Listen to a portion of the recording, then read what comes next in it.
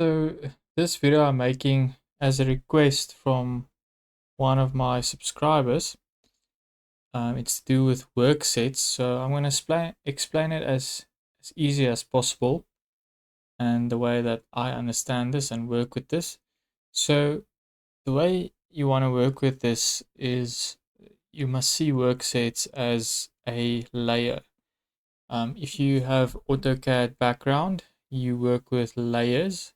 So worksets, I believe it's almost the same as a layer. So how you access this area, so this is a new project that I've opened.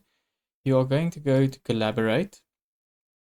And then you're going to see there's a worksets button here. So if I click on worksets, it's going to automatically give you this box. Then it's going to say sharing a project requires careful planning and management. Click OK to enable work sharing, or cancel to return to the project without enabling work sharing. So at the moment, there's nothing that has been drawn in this project except for the preloaded stuff. So these two work sets are going to be created. So we're going to just say OK. So in saying that worksets is like layers, it's also being used to collaborate between your colleagues. So if, let's say, you work on a cloud or on a server, you are going to create a project and you're going to create this project as your central model. Then each time you are going to work on this project, you're going to access the local Revit file. So how this then works is, so let me explain this to you first. So these are the two preset work sets that has been built by Revit or given to you by Revit. So then what I'll do is I will go and add in my work sets, which I believe works like layers. So let's say I'm going to have walls, columns, say foundations, and beams. Okay, this is just for this example. So now you'll see that it says here editable and it says yes. And then the owner, that is me. Then the borrower would be someone that is in your office that would borrow this. So at the moment there's nothing because obviously I've just created this. Then open, just keep that at yes, and then keep all of these boxes ticked so that it's visible in all the views. Now I'm just going to say okay. Do you want to make the beams the work set? So that's the last work set that I've created, and I'm going to say yes. So now let's just quickly draw in some beams. So I'll quickly draw in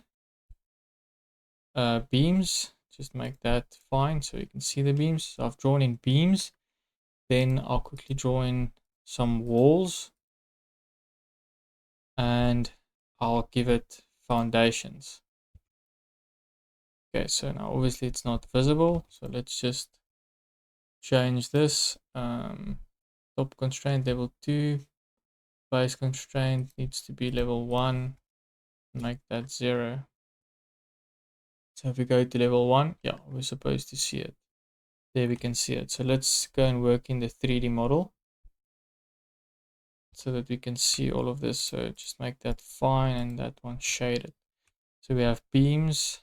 Oh yeah, and we also need columns. So let's just go back to level 2 and maybe add in column or 2. That corner, that corner, that one, and that one. Okay. Okay, so there we have this little structure.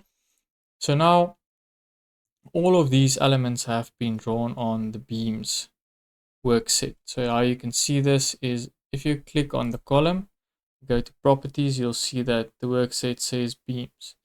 So what I would do is I would click on this column and I'll just say select in the entire project and I'll make this column. So it's all on columns. The beam is already on the beam work set. Then the walls, Just going to change that to walls, and then the foundations. Just going to highlight it like that and make it foundations. So now all of this has been drawn on layers.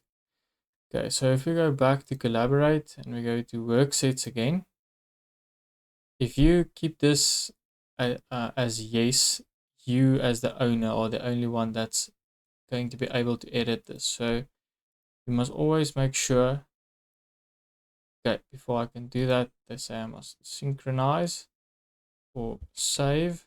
Let's just save it. Just call this Worksets. Just give it a moment.